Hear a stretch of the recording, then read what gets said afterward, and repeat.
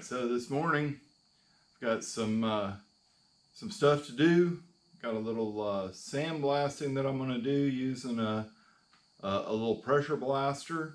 Got a little stuff to kind of clean up, some brush hogging, moving just some junk around, and trying to get it done before it gets crazy hot outside. So glad to see that you could come and watch, and we'll just get going. Okay, so as you can see, this is a cheap little Harbor Freight pressure blaster. Nothing fancy at all. It was what I could afford at the time, and it worked pretty well, so I've been using it now for about 15 years. Yeah, I have had this blasting hose right down here, wear a hole in it. That's just from the sand coming through. And then up here, this is supposed to be a shut-off valve, and the shut-off valve, sand is extremely abrasive, so going through there, it just wore that valve completely out, so it would no longer turn things on and off. So hey, we just regulate everything back at the blaster itself. Has ceramic nozzles. You can see the hole size there. This one is about 50% worn out. We just keep using it until it breaks. It's kind of the way you need to do with these things. I like to sandblast because of the pitting and stuff that's underneath the paint there.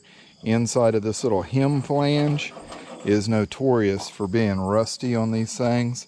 So we'll go ahead and we'll sandblast that area real well. It works much better than just sanding, and on this car it's been painted multiple times, so some of that paint has stuck real well and some of it's not. I don't like to do the outsides of cars with sand just because of the amount of metal damage that can happen from that. So I'm going to set this thing back and try to get going here and get this stuff blasted before the sun gets too bright on us.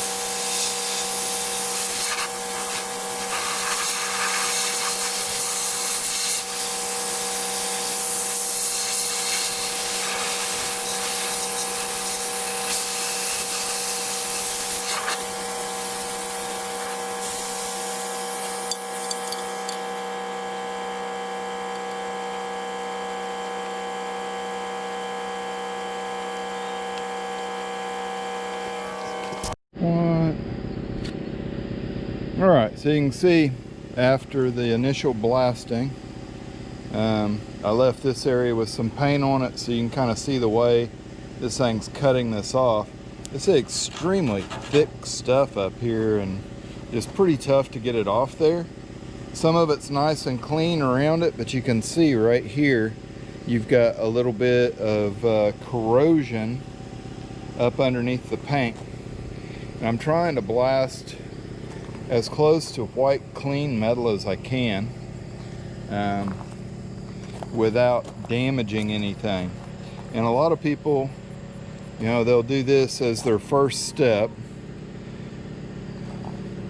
I like to, since I'm only doing the jambs, I like to wait until I have already primed and blocked the outside, all the metal work is done, because I don't like to spray primer on something I'm going to have to cut and weld and possibly repair rust on. It's one of those, there's a dozen different ways to do things, and this is just the way that I've decided to do the job or the task at hand. So I'm going to load up some more sand and finish blasting this thing. The whole process for filling this thing up, got to take the cap off, just right here.